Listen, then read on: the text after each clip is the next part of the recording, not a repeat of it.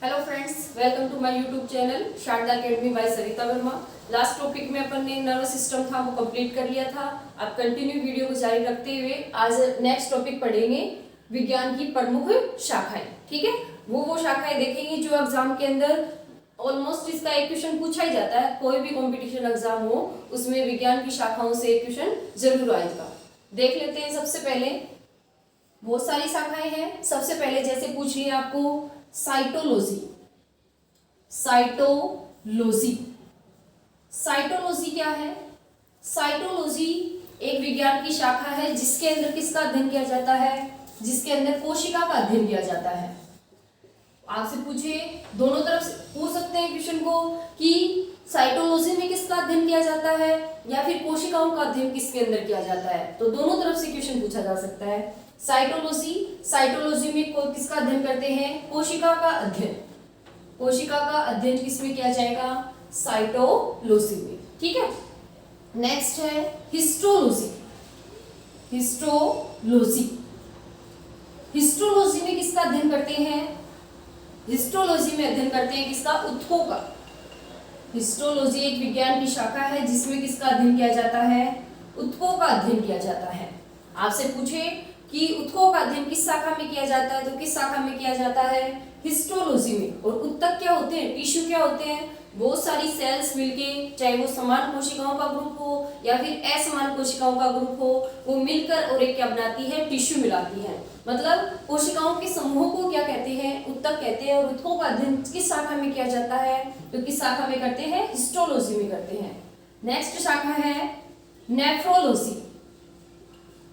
Nephrology nephrology में किसका अध्ययन किया जाता है? नेफ्रॉन। नेफ्रॉन क्या होता है? जो अब अपन क्या पढ़ेंगे? वक्र को पढ़ेंगे। तो वक्र के अंदर जो वक्र है वो बहुत सारे किससे मिलकर बना है, उसकी एक यूनिट को क्या बोलते हैं? नेफ्रॉन बोलते हैं। यानी पूछ ले कि वक्र की संरचनात्मक और क्रियात्मक इकाई किसे कहते हैं, तो किसे कहते हैं? नेफ्रॉन को। और उसी से बना है क्या? नेफ्रोलॉजी। तो नेफ्रोलॉजी में किसका अध्ययन किया जाता है? इसमें वक्र का अध्ययन किया जाता है।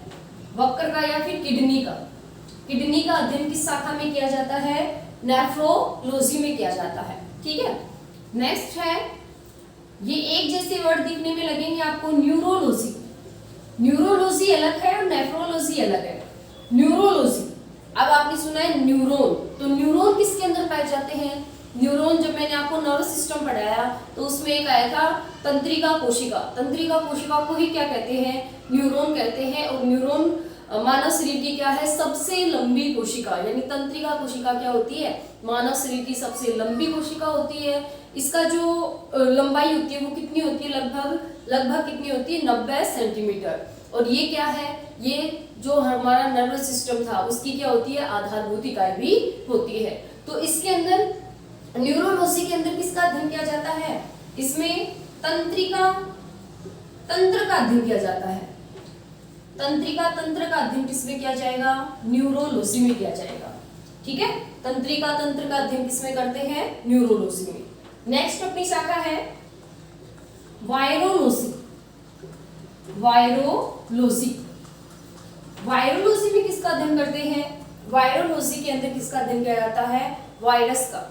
वायरस का अध्ययन किस शाखा में किया जाता है? वायरस। वायरस का अध्ययन किस शाखा में किया जाएगा? वायरोलॉजी में किया जाएगा। ठीक है। ऐसे ही है पैरासाइटोलॉजी। पैरासाइटोलॉजी, तो जब आपको पता होगा पैरासाइट क्या होते हैं, तो पैरासाइट किसको बोलते हैं? परजीवों को बोलते हैं। परजीवी क्या होते हैं? जो जीव क्या करते हैं? स्वयं अपना भोजन नहीं बनाते, किसी दूसरे जीव से अपना क्या करते हैं? भोजन प्राप्त करते हैं। वो जीव क्या कहलाते हैं? पैरासाइट कहलाते हैं या फिर परजीवी कहलाते हैं। जैसे प्लांट की बात करें, या अमर वेल होती है, वो क्या होती है? एक परजीवी प्लांट है। यानी कि किसी दूसरे प्लांट के ऊपर चिपक कर उसका पूरा पोषण क्या कर लेती है? प्राप्त कर लेती है। यानी किसी दूसरे पर भोजन के लिए क्या रहती है? निर्भर रहती है। तो उसे क्या बोलते हैं? परजीवी या फिर पैरासाइट बोलते हैं। तो पैरासाइटोलॉजी के अंदर किसका अध्ययन किया जाता है? इसमें करते हैं परजीवों का अध्ययन। परजीवों का अध्ययन किस शाखा में किया जाता है? पैरासाइटोलॉजी में। ठीक है। नेक्स्ट है माइकोलॉजी। माइकोलॉजी। माइकोलॉजी माइकोलॉजी में किसका अध्ययन करते हैं? कवकों का। कवक होते हैं ना, फंजाई, कवकों का अध्ययन की शाखा में किया जाता है माइकोलॉजी।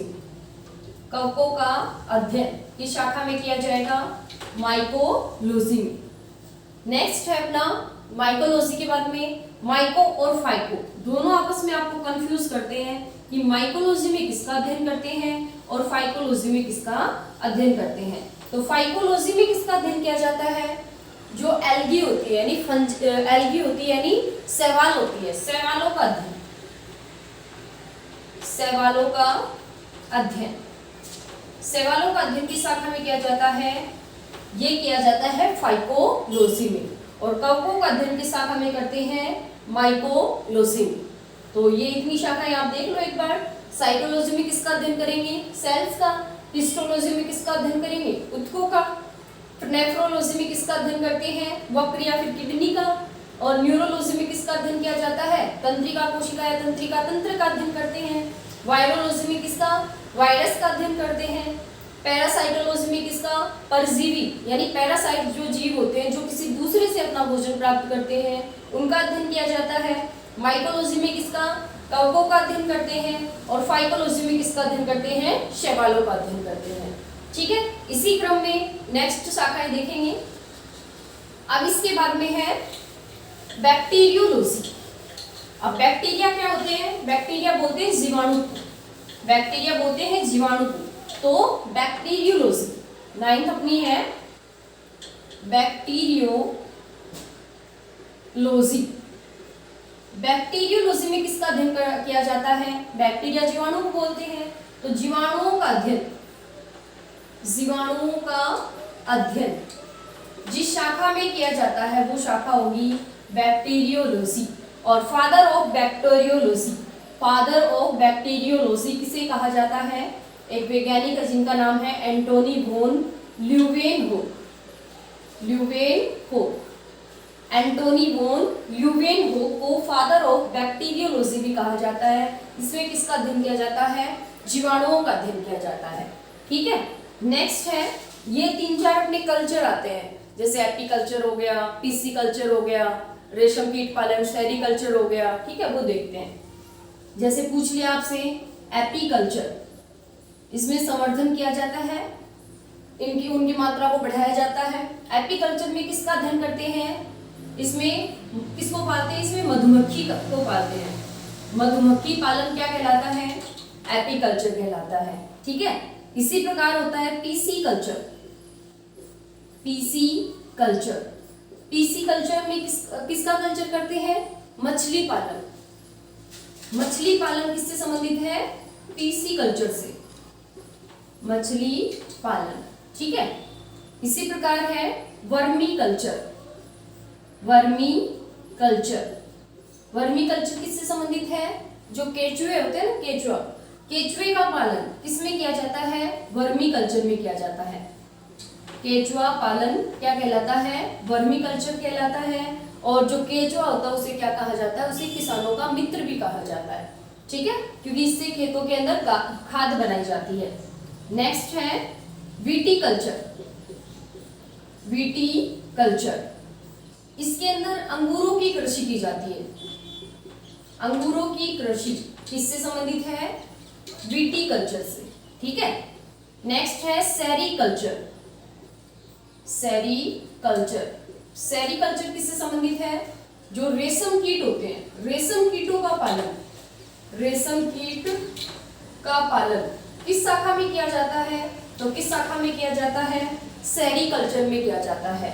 और रेशम कीट का नाम है बोम्बिक्स मोरई, जो कि कहाँ पाया जाता है? जो कि शहतूत के पत्तों के ऊपर पाया जाता है। और इससे क्या प्राप्त की जाती है? रेशम प्राप्ति की जाती है। रेशम कीटों का पालन किस शाखा में करते हैं? सेरीकल्चर के अंदर करते हैं। नेक्स्ट अपनी शाखा है डर्मेटोलॉजी।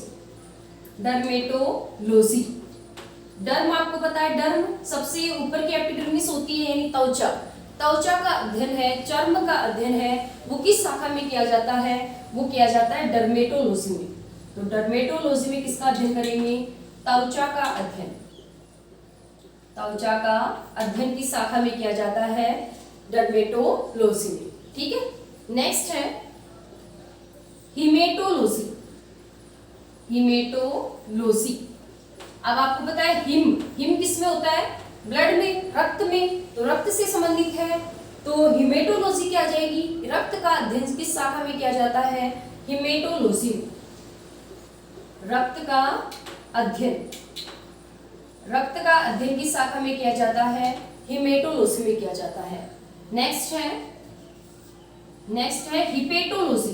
देखो हिपेटो और हिमेटो दोनों एक जैसी सी है लेकिन अलग अलग है। इसमें तो आया है वर्ड में और इसमें आया है पे। हिमेटोलॉजी में तो करते हैं रक्त का अध्ययन और हिपेटोलॉजी में करते हैं किसका? इसमें करते हैं जो हिपेटिक जो सेल होती है वो होती है लीवर के अंदर यानी यकृत के अंदर। तो यकृत का अध्ययन किस शाखा में किया जाता है? यकृत का अध्ययन किस शाखा में किया जाता है? वो किया जाता है किसमें? हिपेटोलॉजी के अंदर किया जाता है। ठीक है, एक बार देख लेते हैं। बैक्टीरिया का अध्ययन या जीवाणुओं का अध्ययन किसमें करेंगे? बैक्टीरियोलॉजी में। एपीकल्चर में किसका अध्ययन करेंगे? मधुमक्खियों का। पीसी कल्चर में किसका अध्ययन करेंगे? मछलियों का। वर्मी कल्चर में किसका अध्ययन करेंगे? केचुए का। विटीकल्चर में किसका अध्ययन करेंगे? अंगूरों की कृषि की जाएगी। सेरीकल्चर में किसका अध्ययन करेंगे? रेशम कीटों का पालन करेंगे। डर्मेटोलॉजी में किसका अध्ययन करेंगे? त्वचा का अध्ययन करेंगे। और हिमेटोलॉजी के अंदर किसका अध्ययन करेंगे? रक्त का अध्ययन करेंगे। हिपेटोलॉजी के अंदर किसका अध्ययन करेंगे? यकृत का अध्ययन करेंगे। इसी क्रम में आगे देखेंगे। नेक्स्ट अपनी शाखाएं हैं हिपेटो और हिमेटो के अंदर कंफ्यूज नहीं होना है। ठीक है, नेक्स्ट अपनी शाखा है पैथोलॉजी। पैथोलॉजी, अब आपको पता है पैथोजन क्या होते हैं? पैथोजन क्या होते हैं? मतलब जो कि रोग जनक होते हैं। जैसे पूछ लिया कि हेजा है, उसका पैथोजन क्या होता है, उसका रोग जनक क्या होता है? तो विब्रियो कोलेरी जीवाणु से क्या होता है? हेजा रोग होता है। तो मतलब रोग उत्पन्न करने वाले रोग जनकों का अध्ययन। पैथोलॉजी में किसका अध्ययन किया जाता है? रोग जनकों का अध्ययन।